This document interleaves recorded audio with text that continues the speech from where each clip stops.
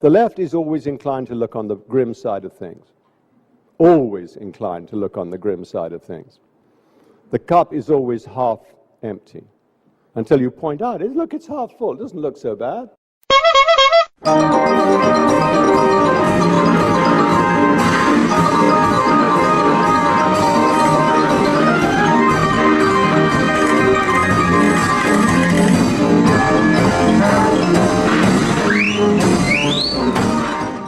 Welcome to Political Gingervitis, the crazy and zany podcast for progressives who need a laugh. I'm your hostess with the mostest, Andrew Stewart, and this week we're going to try to put a smile on your face and maybe a few thoughts in your head.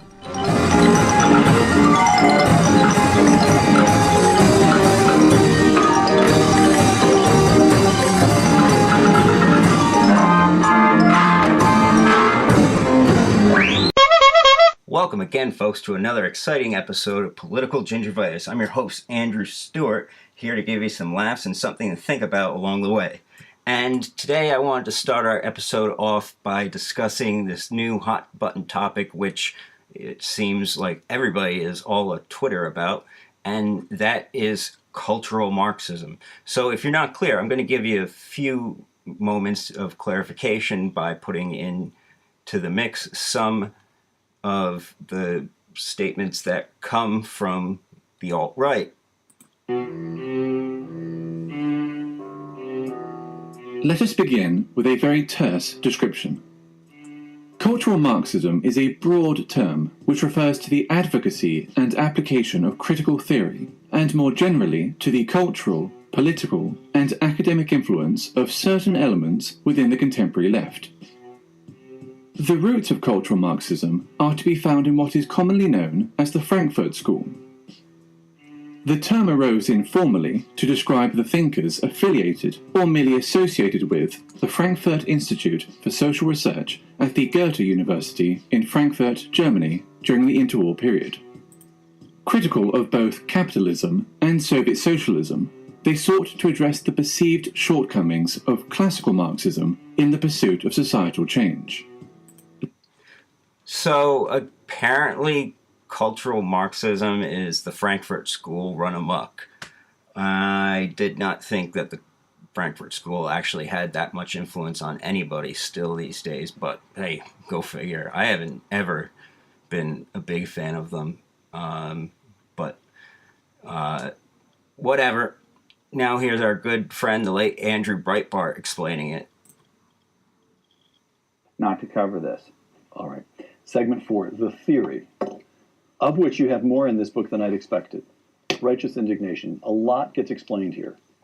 Marx and Hegel had paved the way for the progressives, who in turn had paved the way for the Frankfurt School, who had then attacked the American way of life by pushing cultural Marxism through critical theory. There's a lot going on there. Very briefly, what's the Frankfurt School, and why should anyone watching this interview care? Okay, first of all, anyone that reads this book is going to laugh, and they're going to cry, and they're going to get Andrew in all of his zany different multiple layers. But there's one chapter that is like putting the medicine in the sherbet in order to get your kid to take it in order to get rid of his fever. And to me, my one discovery, my one great epiphany, my one aha moment that I said, I got it. I see what exactly happened with in this country. The Frankfurt School were emigres from Germany, Austria. Germany. It was the equivalent of this, the Hoover Institution. What the Hoover Institution is to Stanford University, the Frankfurt School was a think tank at the University of Frankfurt, and they were social scientists like Herbert Marcuse, Antonio Gramsci, Horkheimer, Adorno. These were all a bunch of guys in the middle of World War II who had suffered in Europe, 2 world wars in a row, and they had been fighting. They had been fighting the Nazis, and they were trying to figure out another aspect of how to how to spread Marxism around the world. You could go to Bolivia, you could go to Bulgaria, and you could go to the peasant class, and you could say, let's flip this place.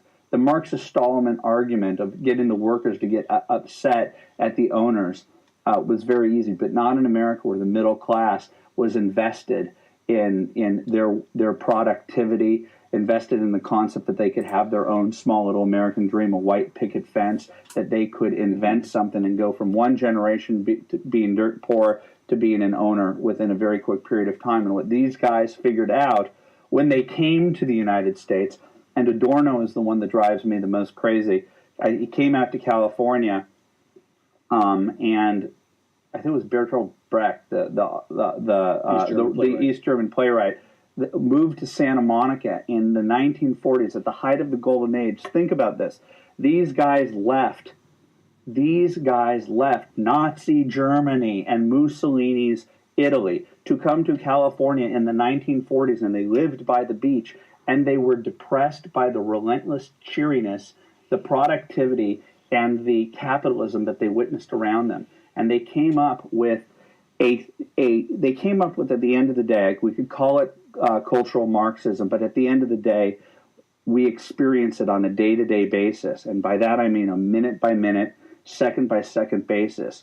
It's political correctness and it's multiculturalism. And what it took was this amazing concept of e pluribus unum, where everybody comes here and contributes to this, everybody becomes an American and contributes, but we have a common culture, we have a common border, a common mindset.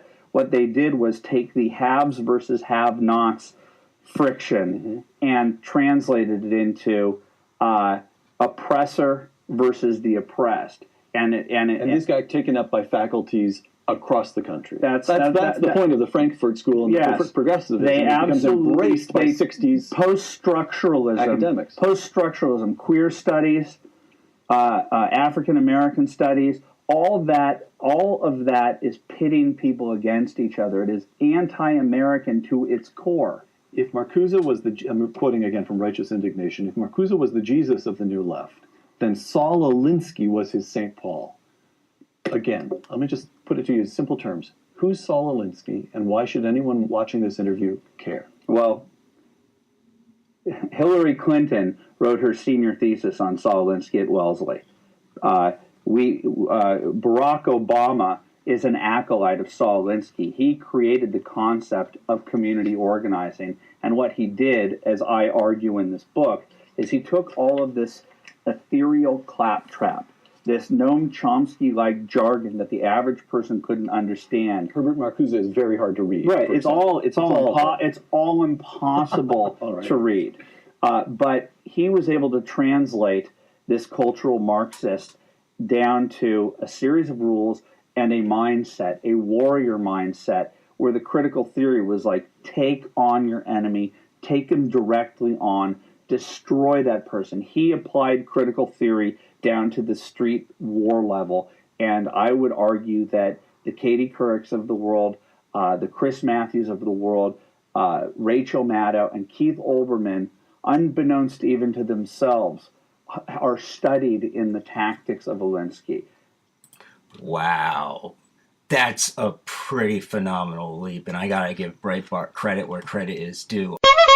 My first interview today is with Dr. Manisha Sinha. She is a great historian and professor, and her newest book is The Slave's Cause, about the history of abolition. Professor, we have seen in the last 10 months now a lot of political agitation and activity, and I think the radical legacy of the abolitionists provides a certain example that is worth learning from. I want to start off by asking you about the ethnic makeup of the abolitionist movement that you've done so much work on.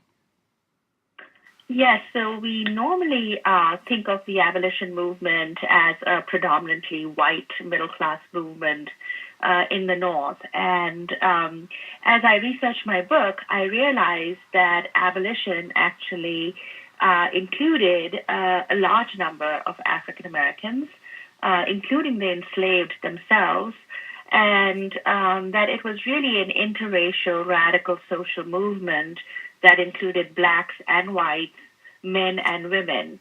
And in that sense, it was quite extraordinary in the context of the 19th century because of the large presence of African Americans and women in the movement. What were their views on capitalism and the development of the Industrial Revolution in America? And now that's a very good question. Most historians tended to see the abolitionists as relatively conservative on economic matters.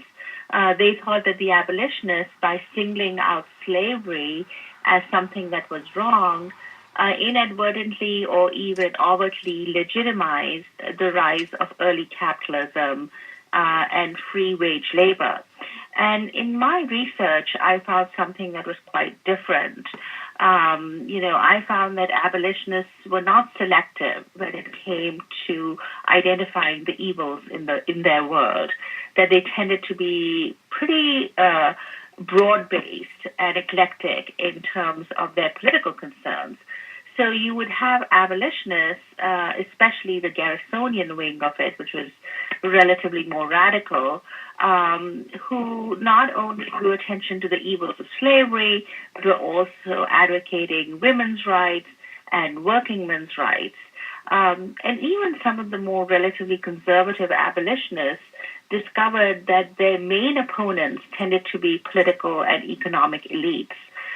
They tended to be people who had ties to the slave South. So politicians who were in these intersectional political parties that had a base in the South, or even, textile owners, manufacturers, shippers, bankers, who had real ties to the slave economy.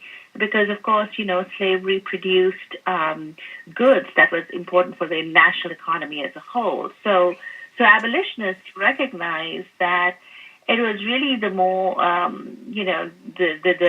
the so-called economic elites that were rising at that time, the bourgeoisie, the New England factory owners, the textile mill owners that depended on slave-grown cotton for their textile mills, tended to be very pro-slavery. So I think that influenced them, and it made them critics rather than supporters of early capitalism and early industrialization.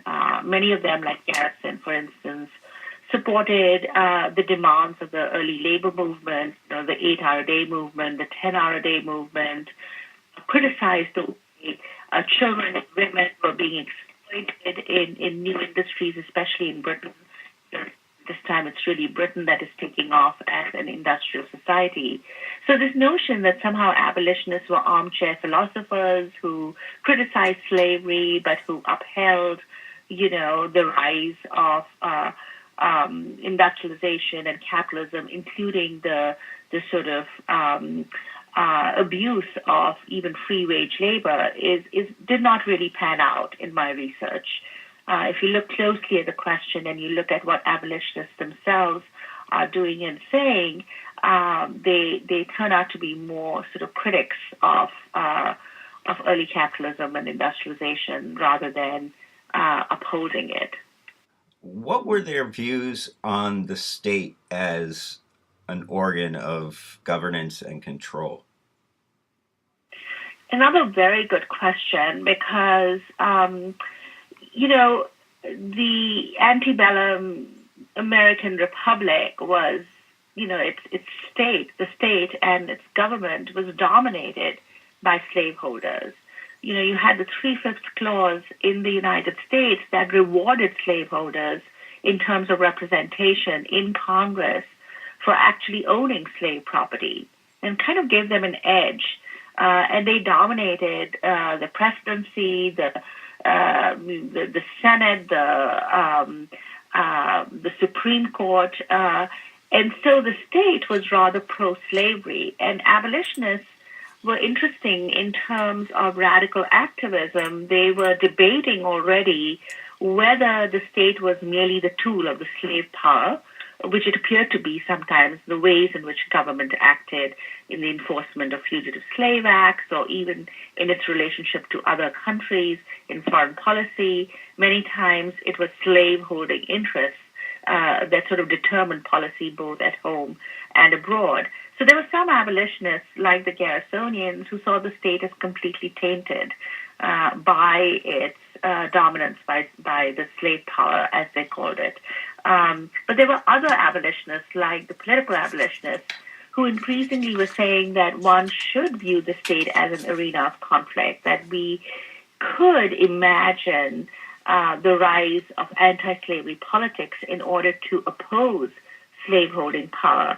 And in the end, you did have the rise of free soil parties that were not necessarily abolitionists, but that were anti-slavery. They were against the spread of slavery into the West, or the ways in which slaveholders tried to implement laws of slavery in the North, or even in foreign policy. So these people had a different view of the state. They saw that, political change could happen, and in the end, the famous fight between Garrison and Frederick Douglass was precisely over this issue. Garrison thought that the U.S. Constitution was pro-slavery and its government was pro-slavery, and therefore he refused to participate in formal politics, even though, if you read his newspapers, he's talking politics all the time. But Douglass really thought that one could use an anti-slavery interpretation of the U.S. Constitution to challenge slaveholders, and that would be the way that slavery would end. So there was some disagreement amongst abolitionists themselves on how to deal with the state, and when is one, being principled or being appropriated by, the mainstream political structure. That was a debate that abolitionists would continue to have, throughout the antebellum era. So you briefly touched on this a second ago, and I wanted to focus more on it. You say in a quote, during the Kansas Wars, slaveholders and their allies used the powers of the federal government to subvert not only black freedom, but also the norms of representative government. I wondered if you could talk further about how slavery would impact American democracy. Yeah, this was one of the points that I really tried to make in the book, which was to say that this sort of radical agitation for abolition also helped broaden and expand American democracy, and in a way even defend it, as in the case of Kansas. Defend the norms of representative government, of self-rule, self-government, and popular sovereignty, as in, a power residing in the people, which at that time was, of course, defined as predominantly white and male. This point that when we look at the progress of American democracy, we should not just look at it as some sort of Whiggish progressive narrative in which, the Constitution establishes self-government, and that somehow American democracy has grown unchallenged and simply expanded its boundaries to include people who have been excluded, like blacks, like women, etc. But if you look at the history of American democracy, you see it is a far more contested affair. And many times it is the radical activists on the ground who are upholding democratic principles, even civil liberties. It's ironic how much all that resonates with current day politics. It's people in the ground who are fighting against forces of reaction, which at that time was represented by the slaveholding class and its conservative allies, who really are expanding the boundaries of American democracy, who are pushing forward that democratic project. And that process in U.S. history has always been far more fraught and contested than the way it is portrayed in U.S. history textbooks.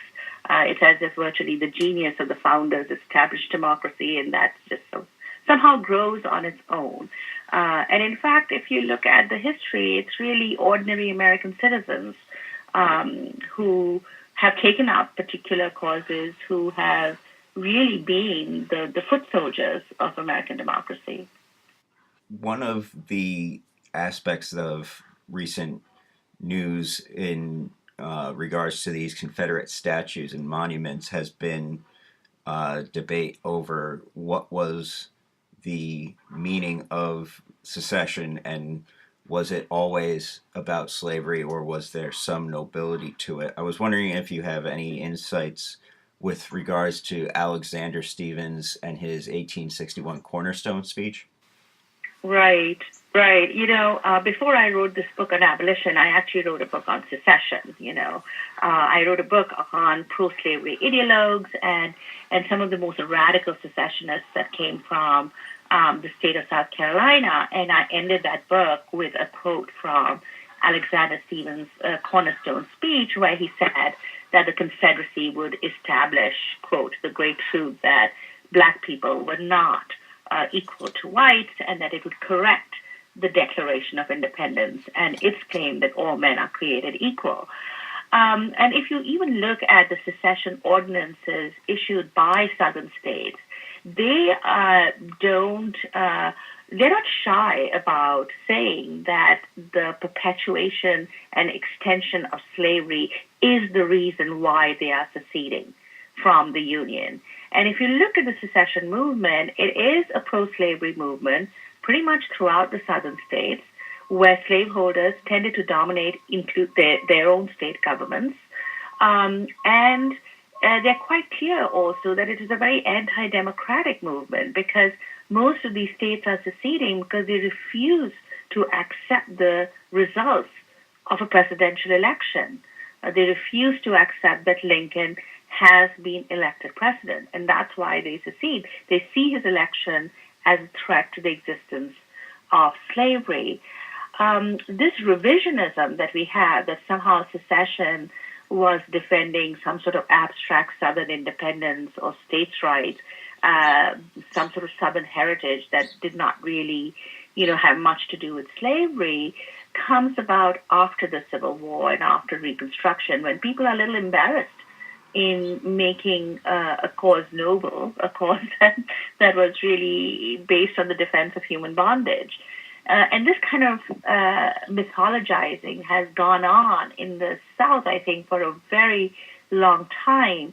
And it happened particularly in moments when white Southerners tried to sort of reassert white supremacy after the fall of slavery. So if you see, once Reconstruction, the attempt to establish kind of an interracial democracy in the South fails, and you have the rise of racial violence and lynching and sharecropping, and all the ways in which Southern states tried to whittle away at the freedom of Black people, it is precisely at this time that they start sort of bringing up this myth of the lost cause of Southern independence and states' rights. But if you dig deep, what was states' rights? It was the states' rights to defend slavery against what they thought might be an interventionist federal government. So if you look at the ways in which Confederate monuments were constructed, it really did have a lot to do with the defense of slavery. One point I wanted to touch on is over the years, I've looked at John Brown and the historiography around his biography always seems to ebb and flow with the political tides. And so you have someone like W.E.B. Du Bois write a biography of John Brown, which reflects his efforts in relationship to the politics of the times he was writing. And then more recently, you see other authors seemingly try to create a distinction based around religious fundamentalism. And I've even seen certain venues like the History Channel propose that you could call him an antecedent of someone like Osama bin Laden. So I was wondering what your take was on John Brown's mindset. Yes, I think the History Channel should really take that down, because that is so anachronistic and ahistorical to see John Brown as some sort of terrorist. That really employs the perspective of slaveholders who clearly saw John Brown as a threat to themselves. as Garrison put it, John Brown and Nat Turner may be, terrorists for some people, but for other people, including the enslaved, and I would say any person who does not agree with the enslavement of human beings might see them as freedom fighters. One man's terrorist is another person's hero, maybe. But I do think that the label terrorist is harsh and misleading. It comes from our contemporary politics. And I think it's really ahistorical to use that term for John Brown, who really was a product of the abolition movement. So, normally John Brown in mainstream American historiography was portrayed as this crazy mad guy, this fanatic who was kind of a lone wolf person who just came down south and just randomly attacked, Virginia and tried to raise a slave rebellion. And that, really does not put John Brown in the context of his times. I mean, he's an abolitionist.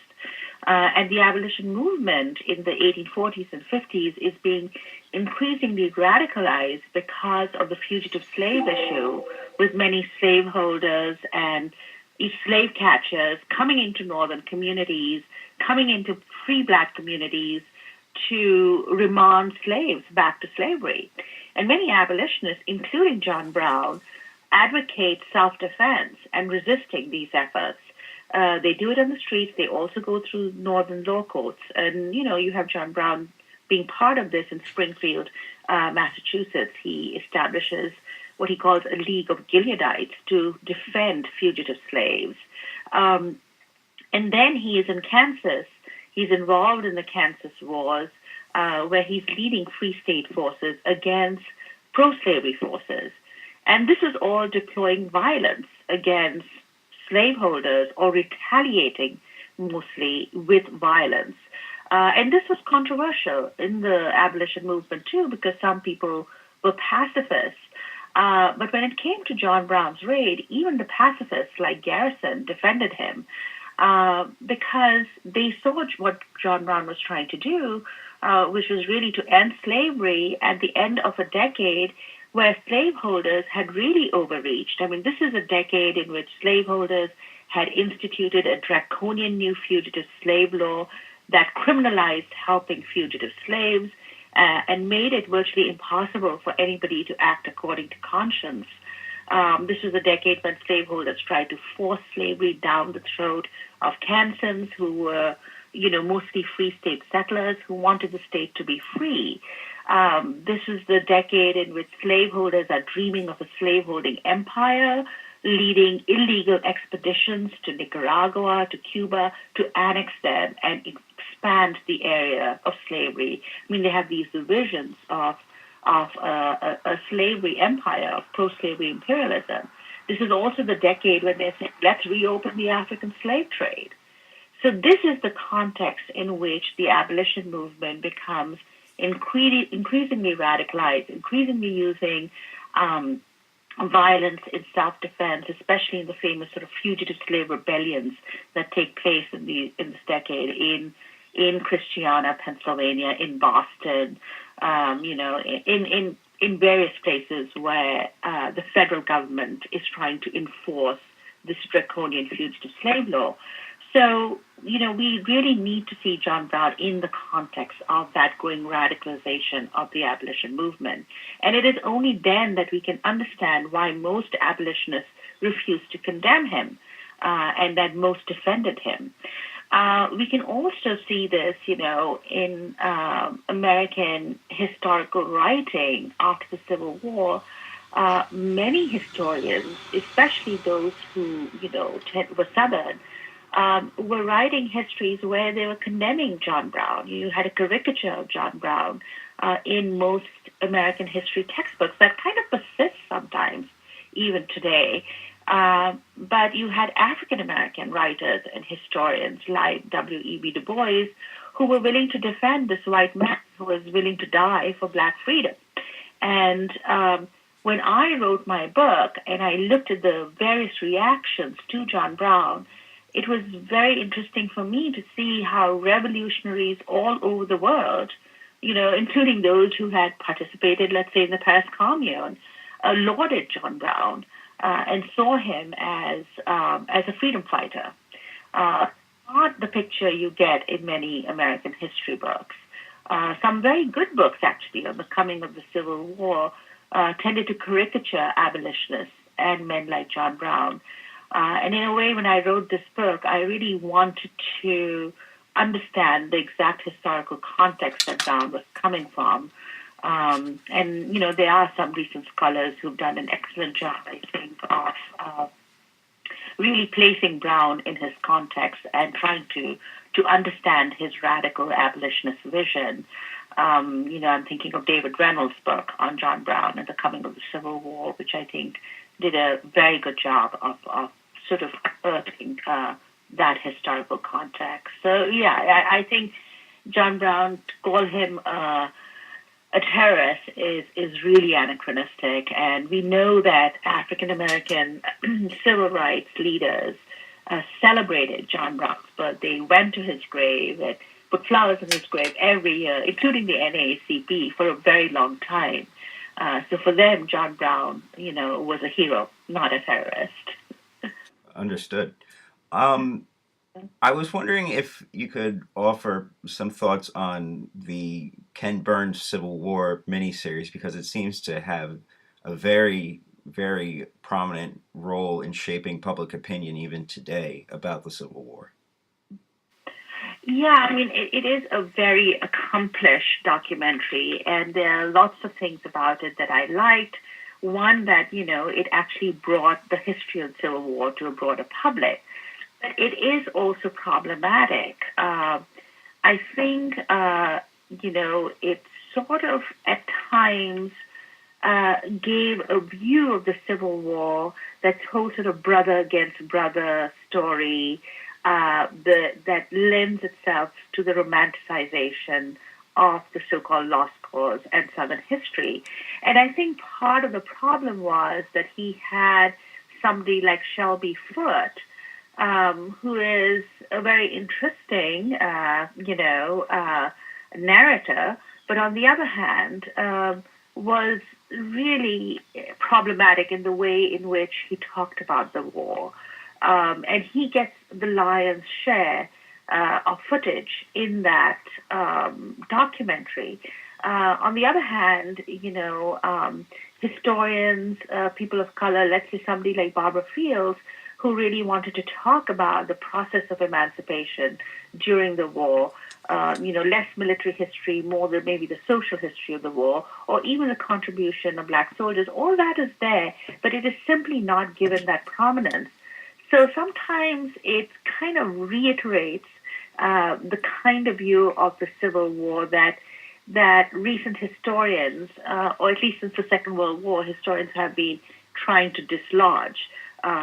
This sort of view that sees both sides as having their own cause, that does not see the issue of slavery and freedom as being central to the war.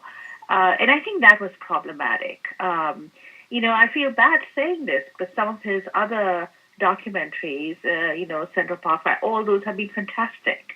But I do think that the Civil War series at times trafficked a little bit with the sort of mythologizing and myth-making of the war, and that perhaps it could have done a better job of really unpacking the stakes in that war, and not portraying the Southern cause in this sort of romanticized way that he does. Okay. For my final question, I wanted to ask what you think or feel about the Trump resistance and their tactical and strategic decisions and maybe guidance to be gleaned from the abolition movement. Mm-hmm. That's funny because I was really thinking about this. I wrote a piece in the Huffington Post on how it feels like the fall of Reconstruction after the Civil War, with the election of Donald Trump. And it also shows me a little bit of the ways in which the American system can be fundamentally undemocratic. Had to explain to people outside the United States how come Donald Trump is president when, Hillary Clinton got 3 million more votes than him. That in itself just seems so undemocratic, right off the bat. But I do think that the ways in which the federal government is behaving today is reminiscent a bit of the ways in which the federal government behaved in the 1850s when it was captive to a slaveholding minority and tried to overreach in terms of, the fugitive slave issue. So a lot of activists around protesting, DACA, immigrant rights, even what happened in Charlottesville, the way in which some of the most extreme forces seem to have come out and see themselves as somehow vindicated by Trump's election is actually quite disturbing. And, things that you would think any American patriot would disavow, which is the Confederacy and Nazism, for which, many Americans fought against it. And, in a way, those forces were defeated by the U.S. government. That those are being adopted as somehow a part of an American identity, a predominantly white male American identity, is highly problematic. And I think we can learn some lessons from abolitionist activism, which is that not, wait and depend on people to come and save us, but we really need to pay attention to grassroots struggles against many of these injustices. And not just in terms of taking the fight to the streets, but really in terms of using, like the abolitionists did, our courts, the Constitution, law as an instrument of liberation. Not shut off any avenue, and not be consumed in our own internecine, fights between liberals and the left, between Bernie supporters and Clinton supporters. I think this is a time when all progressive forces in the United States need to unite over some very pressing issues.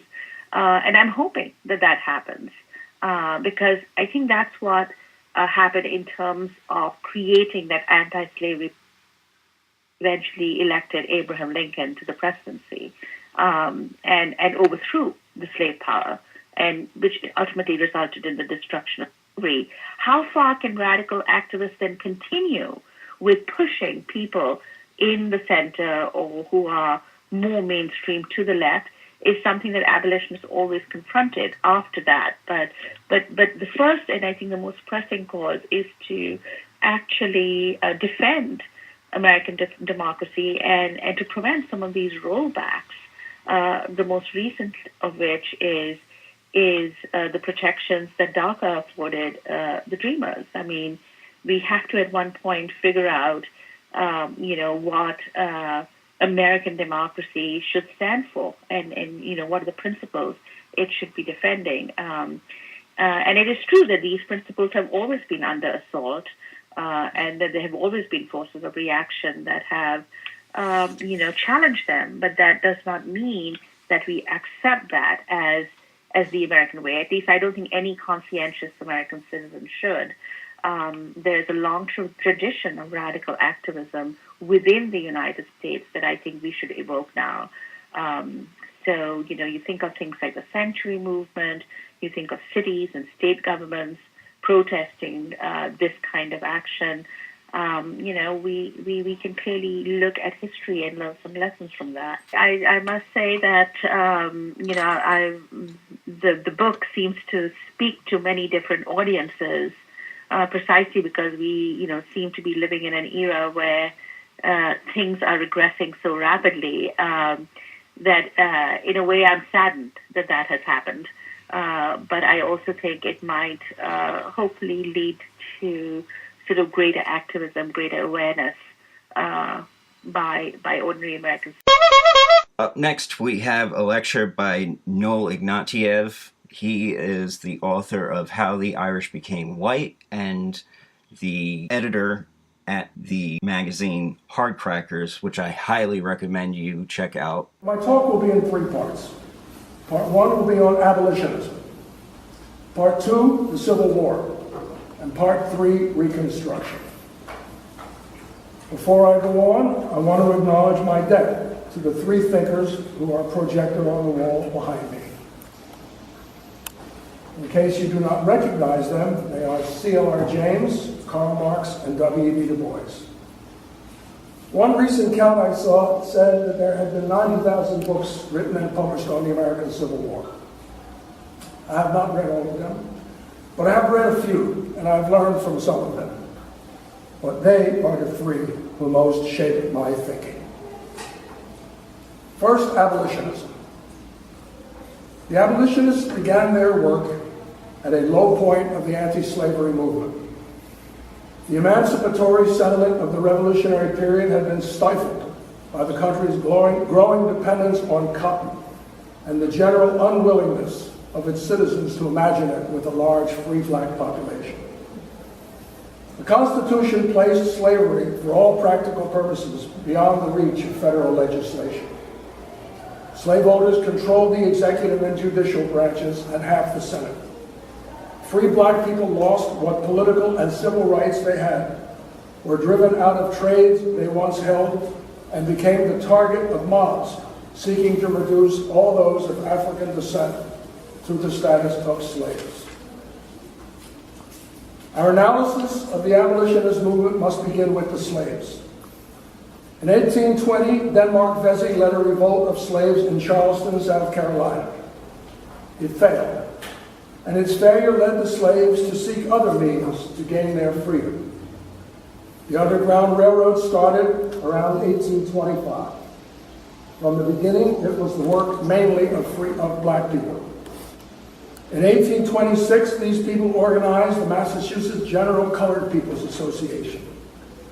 In 1827, Freedom's Journal, the first black-owned newspaper, was founded.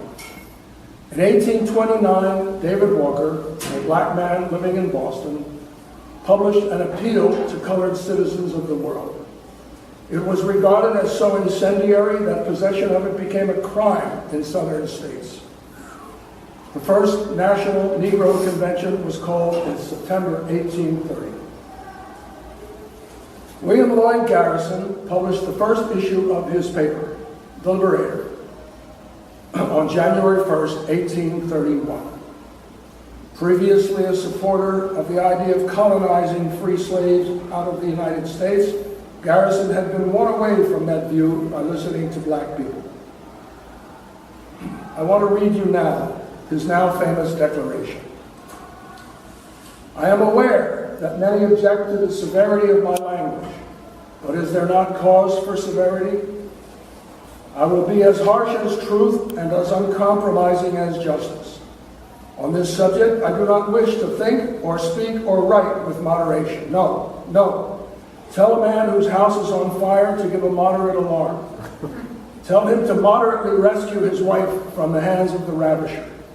Tell the mother to gradually extricate her babe from the fire into which it has fallen. But urge me not to use moderation in a cause like the present. I am in earnest. I will not equivocate. I will not excuse. I will not retreat a single inch, and I will be heard. Well, Garrison really had no idea how he was going to do away with slavery, but he was going to start. When he said he would be heard, he was not being rhetorical. That was his first problem, to be heard. 3 months after he published his declaration, Nat Turner led an uprising of slaves in Virginia.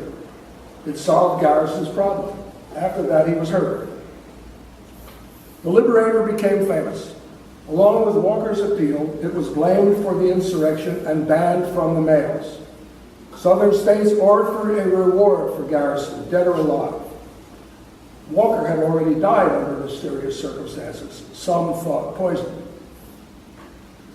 The suppression of Nat Turner's insurrection produced a new wave of refugees from the slave system, expanding the black population in the free states. The black community was the driving force of abolitionism. 300 of the first 400 subscribers to the Liberator were black, and throughout its life, the movement rested heavily on black support. The revolting slave, the persecuted free black person, and the New England intellectual came together and forced the nation to face the slavery question. The New England Anti-Slavery Society was founded toward the end of 1831, and in 1833, the American Anti-Slavery Society, with a statement of principles written by Garrison. By 1838, there were 1,300 societies in the national organization with a membership of about 250,000. The greatest strength was in New York, Massachusetts, Pennsylvania, and Ohio. Their work revolved around the efforts to petition Congress for the abolition of slavery. In 1837, they collected over 400,000 signatures. The societies fielded agents who traveled throughout the free states, speaking publicly, selling literature, and helping to form new societies. In 1833, the society hired 11 agents. They were supported by dues and contributions from members and sympathizers, and money raised at fairs, where crafts of various sorts were sold. Garrison and other well-known spokesmen typically spoke to crowds of 2,000 or more, and abolitionist literature, including The Liberator and other newspapers and pamphlets, sold widely. What did the movement stand for? First, immediate, unconditional, uncompensated emancipation on the soil. While most Northerners opposed slavery, they hated abolitionism more. Business interests depended on slave-grown cotton and sugar, and laborers feared the sudden appearance of 1 million former slaves in the labor market. The abolitionists meant to tear up by the roots Southern economy and society, wreck Northern commerce, and disrupt the Union. Their steadfastness brought down on them the hostility of the state, the local police, and the best citizens. To get an idea of their radicalism today, consider the prison. I would bet that most of you agree that as an institution, prison is a failure. Yet, how many of you would favor immediately opening the doors and releasing the inmates, unconditionally? The abolitionists proposed to admit 4 million people, largely illiterate and victims of an oppressive and degrading social system, into general society. The abolitionists not merely opposed the slave system, they acted to prevent its operation. Wendell Phillips, in my opinion, the real leader of the movement, frequently reminded Northern audiences that it was their taxes that paid for the armed force that put down that term. All the slave asks of us, he declared, is to stand out of his way, withdraw our pledge to keep peace on the plantation, withdraw our pledge to return him, and he will right himself.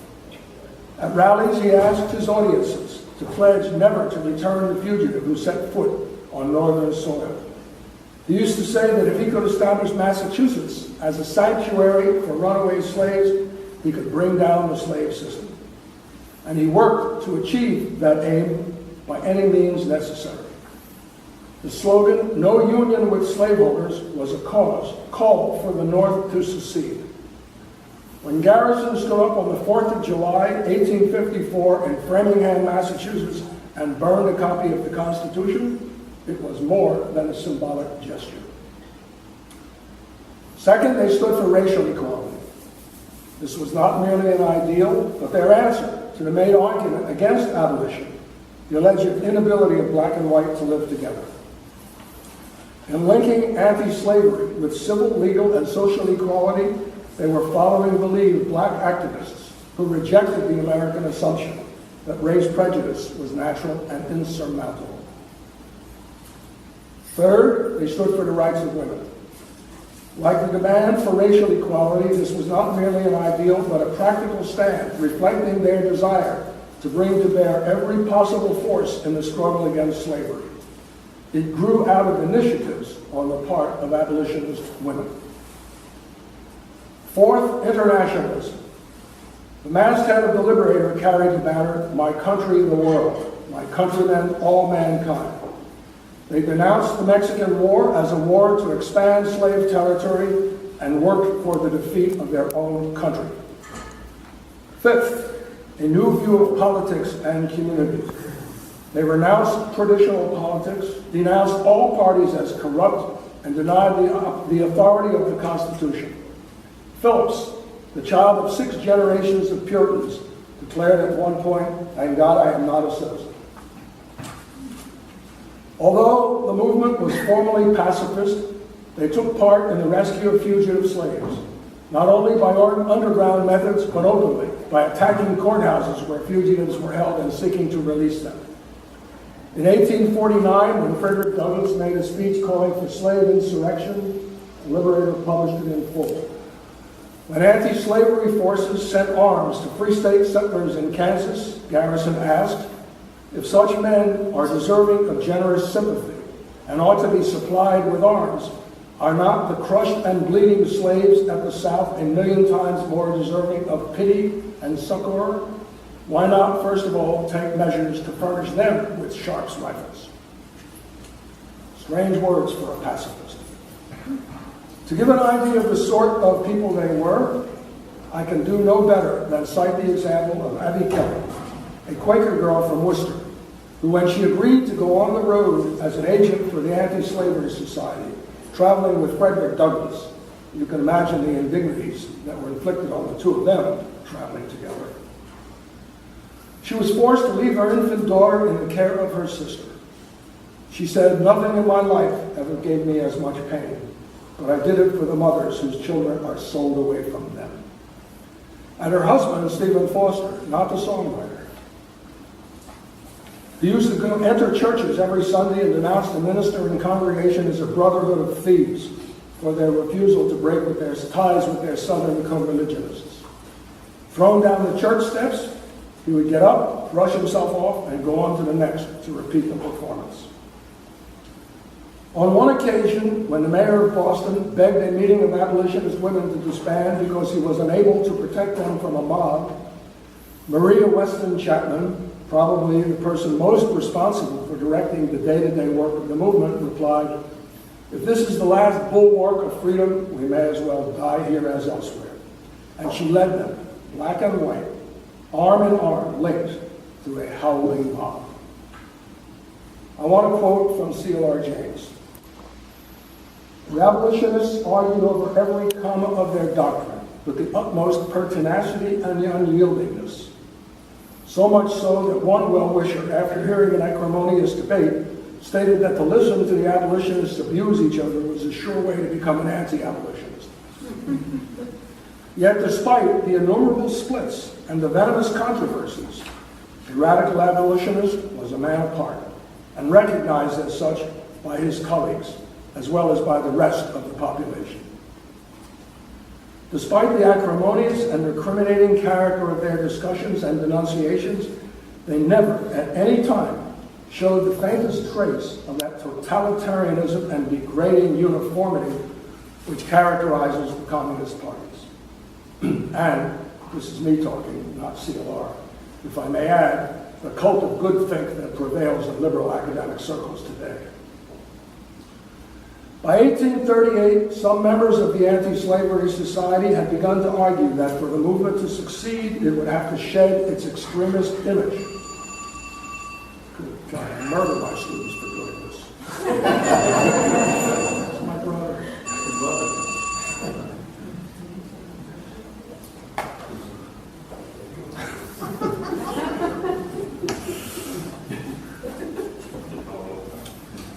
Some members of the Anti-Slavery Society had begun to argue for that the movement to succeed, it would have to shed its extremist image.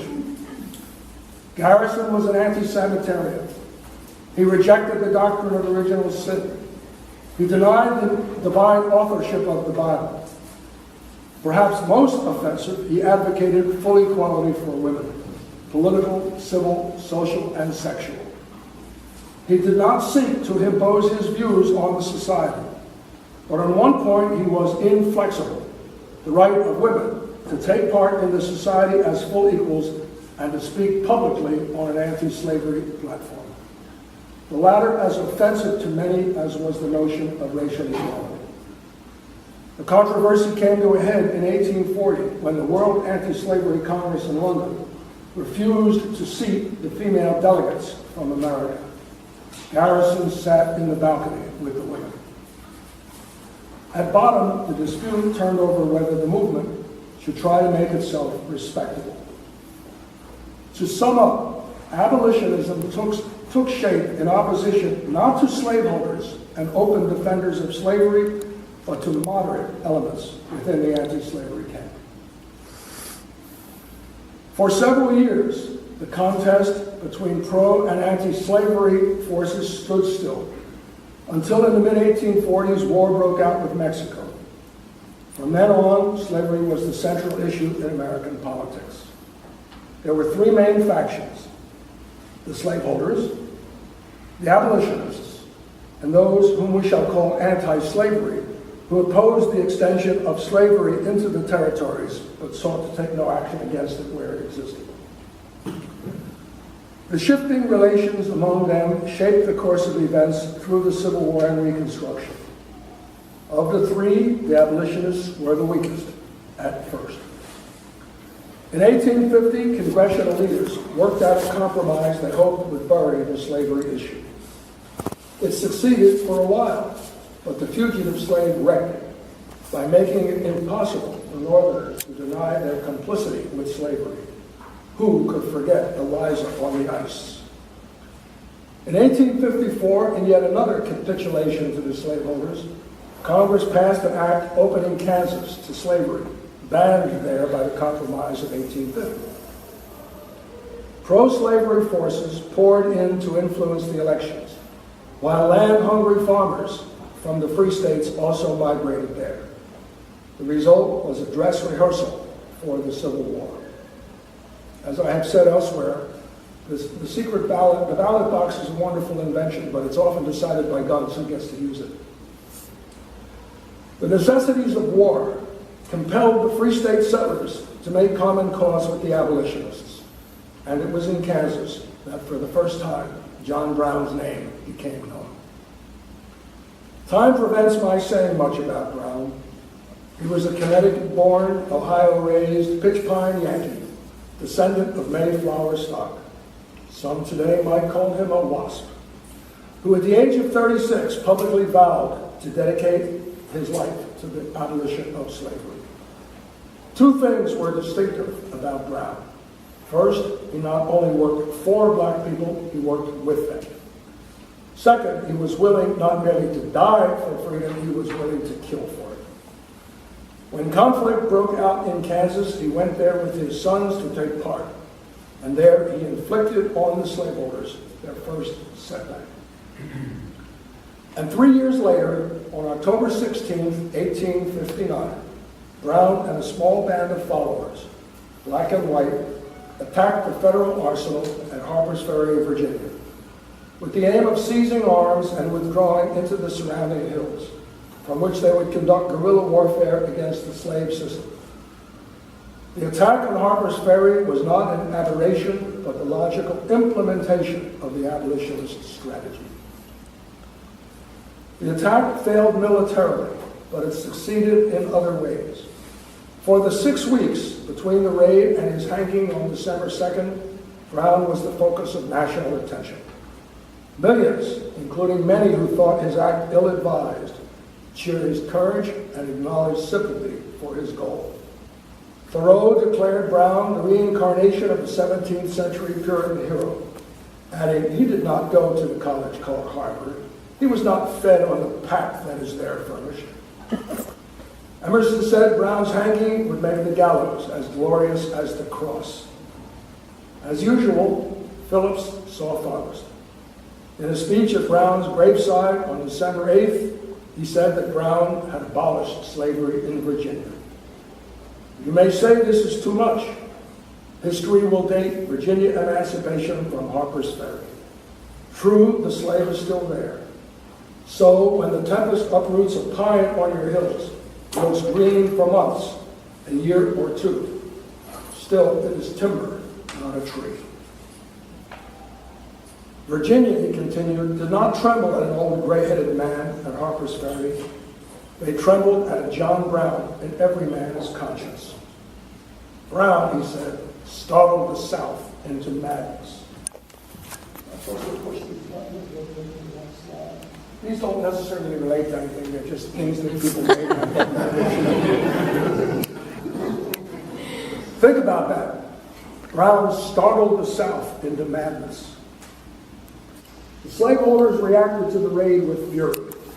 They imposed a boycott on northern manufacturers, demanded new concessions from the government in Washington, and began preparing for war.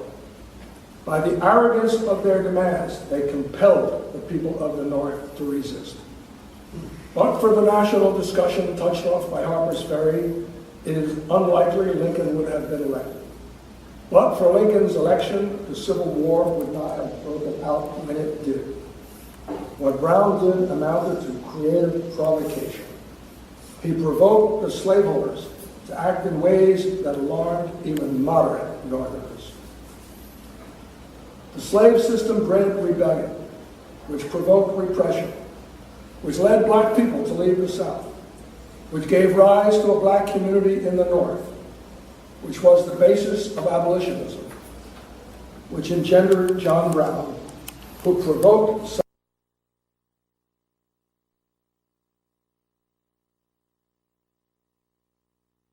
held forward by the excesses of reaction, applies universally.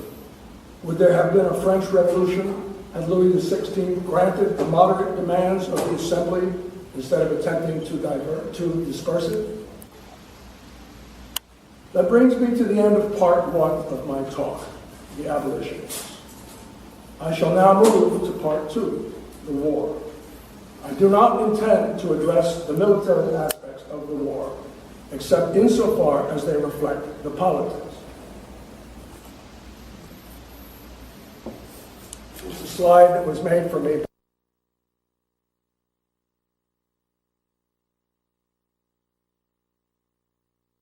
All right. The war aim of the South could not have been simply secession, the formation of a separate country, as has usually been taught. The war aim of the South was to reconstitute the Union on the old basis, with the protection and expansion of slavery as the avowed national purpose. The ultimate goal being the formation of a slave republic, modeled on ancient Rome, extending from Canada to Brazil, and including as its auxiliaries the agriculture, commerce, and manufacture of the North. Southern leaders made their purpose clear, as when the Confederate Secretary of War predicted that before the Civil War ended, the stars and bars would fly over Faneuil Hall in Boston. Phillips, who had fought for his Union for 30 years, hailed the outbreak of war. His task now was to transform it into an anti-slavery war. His first obstacle was the Republican moderates. Lincoln was elected on a platform of banning slavery from the territories.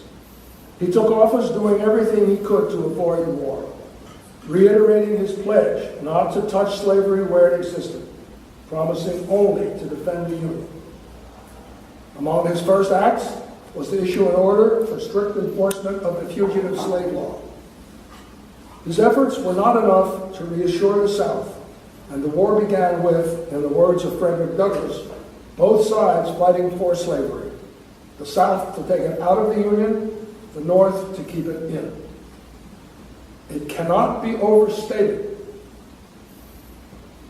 I find this particularly relevant at this moment. It cannot be overstated that neither side was more or less committed to white supremacy than the other. Yet within 2 years, a battle over states' rights and union was transformed into a revolutionary war to abolish slavery.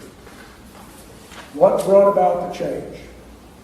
It was not the success of the abolitionists in winning people to renounce color prejudice, but the fact that the war confronted millions of people with a choice: turn it into an anti-slavery war or accept the domination of the Southern system everywhere. And that they could not do. Here is an excerpt from a speech Wendell Phillips delivered in Washington in 1862. Gentlemen of Washington, you have spent for us $2 million per day. You bury 2 regiments a month, 2,000 men by disease without battle. You rob every laboring man of 1/2 of his pay for the next 30 years by your taxes. You place the curse of intolerable taxation on every cradle for the next generation. What do you give us in return? What is the other side of the balance sheet? The North has poured out its blood and money like water. It has leveled every fence of constitutional privilege, and Abraham Lincoln sits today a more unlimited despot than the world knows this side of China. What does he render the North for this unbounded confidence? Show us something, or I tell you that within 2 years the indignant reaction of the people will hurl the cabinet in contempt from their seats, and the devils that went out from yonder capital, for there has been no sweeping or garnishing, will come back 7 times stronger. For I do not believe that Jefferson Davis, driven down to the Gulf, will go down to the waters and perish, as certain brutes mentioned in the gospel did. I quote this speech for 2 reasons. First, to demonstrate the quality of public discourse at that time, a contrast with the soundbite culture of the present. Second, to point out the freedom of speech that Phillips enjoyed when the Union was in far greater peril than it is at present, with enemy armies 90 miles from the federal capital and the federal army in the command of a general, McClellan, whose loyalty was in serious doubt. Over the winter of 1861-62, 5 million people heard Phillips speak or read his speeches. And by the way, excuse me for this shameless plug, but on the table there is a book of a collection of Phillips speeches that I edited. It's the only current collection of Phillips speeches in print. He called upon Lincoln to take 3 steps. 1, turn the war into a war against slavery. 2, enlist black soldiers. 3, adopt an active military policy. Writing from London, Karl Marx advocated the same measures. And I'm going to quote you from a letter that Marx wrote. From the outset, the Northerners have been dominated by the representatives of the border slave states, who were also responsible for pushing McClellan to the top. The North itself turned slavery into a pro instead of an anti-Southern military force. The South leaves productive labor to the slaves and could thus take the field undisturbed with its fighting force intact. That there was no strategic plan is evident if only from the maneuverings of the Kentucky Army after the capture of Tennessee. In my view, all this is going to take another turn. The North will, at last, wage the war in earnest, have recourse to revolutionary methods, and overthrow the supremacy of the border slave statesmen. One single black regiment would have a remarkable effect on Southern nerves. Continuing Marx, the Northwest and New England wish to and will compel the government to abandon the diplomatic war they have waged hitherto. If Lincoln doesn't give way, which he will, however, there will be a revolution. The long and short of it is, I think, he said, that wars of this kind ought to be conducted on revolutionary lines, and the Yankees have so far been trying to conduct it along constitutional ones. It was not the words of Phillips or Marx, persuasive though they were, but the exigencies of war. For the first year, the North was losing, in spite of its overwhelming superiority in population and material. Gradually, under the pressure of events, Lincoln moved in a new direction. The shift was embodied in 3 measures: the Emancipation Proclamation, the enlistment of black soldiers, and the appointment of Grant as head of the Union armies. The war entered its revolutionary phase. The Emancipation Proclamation actually freed no one, since it applied only to those areas of the country then in rebellion, that is, to those areas of the country where it could not be enforced. But it was important as a statement of purpose and encouraged what Du Bois called a general strike against the Confederacy. An estimated 200, that is the withdrawal of black and white labor from the plantation system. An estimated 200,000 black soldiers served in the Union forces. According to Lincoln, they meant the difference between victory and defeat. Frederick Douglass recorded a conversation he had with Lincoln shortly after the proclamation. I agreed to undertake the organizing of a band of scouts composed of colored men whose business should be somewhat after the original plan of John Brown, to go into the rebel states beyond the lines of our armies and carry the news of emancipation and urge the slaves to come within our boundaries. Once again, Marx proved prescient. Quote, the slave states are sparsely populated, with few large towns and all these on the seacoast. The question therefore arises, does a military center of gravity nevertheless exist, with the capture of which the backbone of their resistance will be broken? Cast a glance at the geographical shape of the secessionists' territory, with its enormous wedge into their territory, separating the states on the North Atlantic Ocean from the states on the Gulf of Mexico. The sole route that connects the two sections of the slave states goes through Georgia. With the loss of Georgia, the Confederacy would be cut into two sections, which would have lost all connection with one another. And that is, of course, what happened. As Sherman, with Grant's approval, advanced into the South, the slaves rallied to his banner and the Confederacy collapsed. Farmers and mechanics, who had never dreamed of going to war to free others, human beings rarely do such things, joined free black people and former slaves in a great army and marched across the land, singing to the tune of John Brown's body, as he died to make men holy, let us die to make men free. Southern non-slaveholding whites played an important role in bringing about the downfall of the Confederacy. This, by the way, is part of the hidden history of the American Civil War. Resisting the draft and deserting in large numbers, 300,000 fought for the Union. The 1st Alabama Cavalry Regiment, made up entirely of white Southerners who opposed the Confederacy, served as Sherman's personal escort.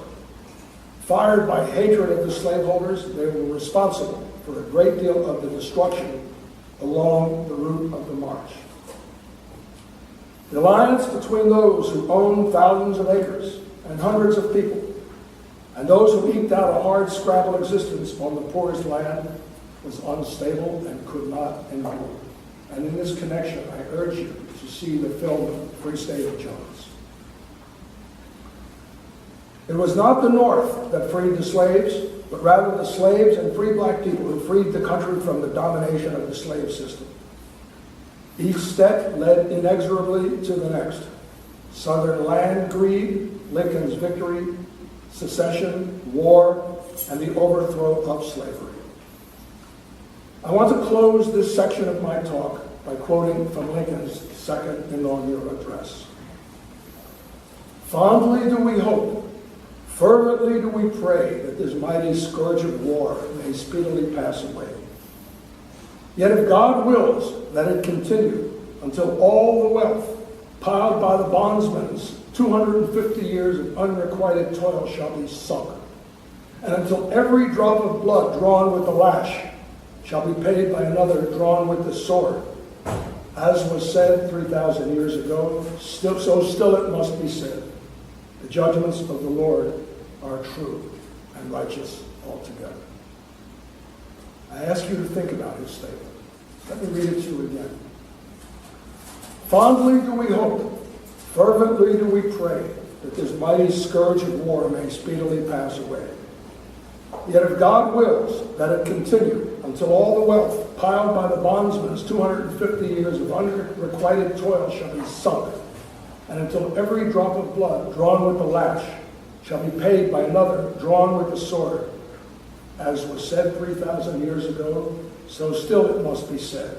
The judgments of the Lord are true and righteous altogether. Has any statement ever captured more succinctly the meaning of the revolution? He was willing to destroy all the wealth that had been accumulated by an unjust system and to shed as much blood as necessary in order to bring about a better world. The Lincoln who spoke those words was not the moderate who came to office 4 years earlier, seeking to maintain the Union at almost any cost. Revolution is a process, not a single event, and millions, including Lincoln, were transformed by it. That concludes my discussion of the war itself. I now turn to the period after the war. On this, I am indebted, above all, to W.B. Du Bois's work, Black Reconstruction in America, which even 80 years after its publication stands by itself. It is, in my opinion, the book that every American should have his nose rubbed in, as Bernard Shaw said about Ulysses and the Irish. Du Bois's book is so comprehensive, and my time is so limited, that I shall attempt to do more than identify a few highlights.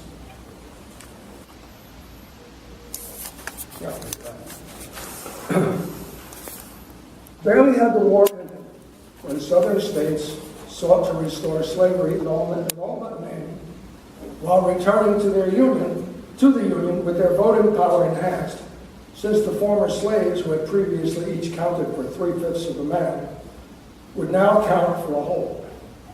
Votes for slaves was the response. Like many revolutionary measures, it was planned, not improvised. If I might digress for a moment, driving in here from Central Mass, Gwen and I were listening to Bach's Well-Tempered Clavier, which of course revolutionized Western music. And it occurred to us that Bach did not pre-plan that. It was an improvisation, something he did simply in order to make it easier for him to transpose and play the music. Well, Votes for Slaves was an improvisation like that, spurred by the intransigence of the reactionaries. And with it began the period of radical reconstruction. Du Bois called the era of black political power in the South one of the most extraordinary experiments of Marxism that the world, before the Russian Revolution, had seen, a dictatorship of labor. In a revealing footnote to Chapter 10, he commented, "I first called this chapter The Dictatorship of the Black Proletariat in South Carolina."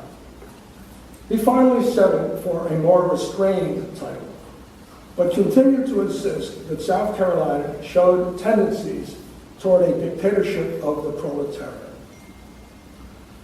Was he justified in doing so? Read as a formula for public ownership of the means of production, the label is misapplied to the Reconstruction governments. There was very little of that. If it is taken more generally to mean the rule of the propertyless class, there is a great deal to be said for using it to illuminate tendencies, not fully realized, tendencies in the Reconstruction governments. Reconstruction in South Carolina abolished property qualifications for holding office, apportioned representation based on population, not property, did away with imprisonment for debt, founded the public school, extended rights for women, built asylums for the insane and the handicapped, and modified the tax structure. A program of this sort, carried out against a background of mass movement, may not yet be communism, but it is no longer capitalism. A speech made in Tallapoosa County, Alabama, by a man named Alfred Gray, showed the character of the movement. Gray was speaking at a meeting on the eve of elections for the state constitution, scheduled for February 4th, 1868. The Constitution, I came here to talk for it. If I get killed, I will talk for it. I afraid to fight the white man for my rights? No. I may go to hell, my home is hell, but the white man shall go there with me. My father, God damn his soul to hell, had 300 Negroes and his son sold me for $1,000. Was this right? No. I feel the damned spirit of damnation in me and will fight for our rights until every rascal who chased Negroes with hounds is in hell. Remember the 4th of February, and everyone come in and bring your guns and stand up for your rights. Let them talk of social equality, mixed schools, and a war of races. We'll fight until we die and go to hell together, or we'll carry this Constitution. A speech like that, made by a legislator, who serves in a militia of the propertyless class, is a sign that we are no longer talking about a bourgeois parliament. And by the way, as a footnote to this, his son, Ralph Gray, his grandson, 60 years later, Ralph Gray was a leader in a movement to organize Alabama sharecroppers. He was murdered by the Klan in 1931. The real story of Reconstruction was the actors. Of 124 members of the South Carolina Constitutional Convention, 76 were black. Of these, 57 had been slaves. 59 of the black and 23 of the white delegates owned so little property that they paid no taxes whatever.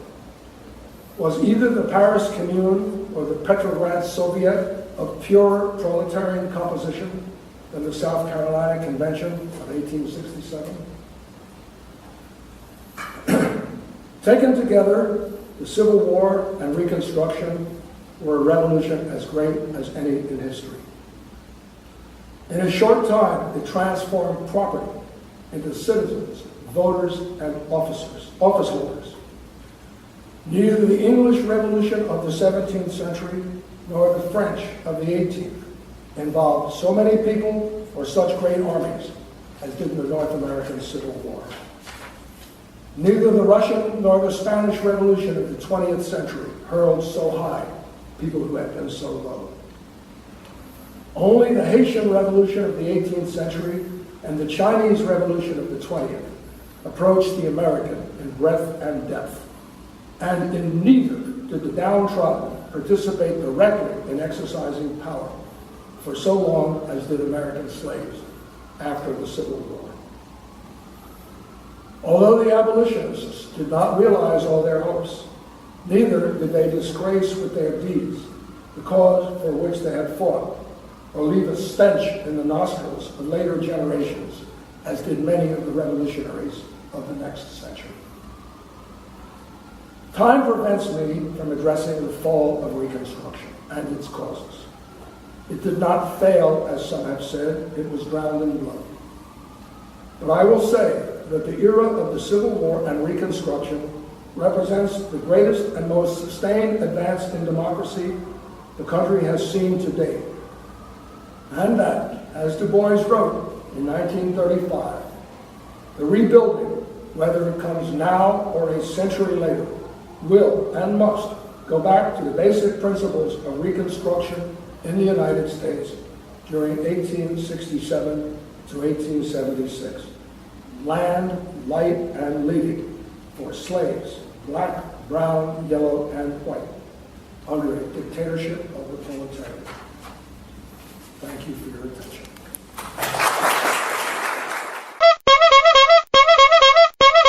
That's all we got for the time for today, folks. Thanks for listening, and tune in next time for another episode of Political Gingervitis. I'm your host, Andrew Stewart, and I want to remind you again, America's greatest social democratic period corresponded with the lives of those wonderful commies, Larry, Curly, and Moe.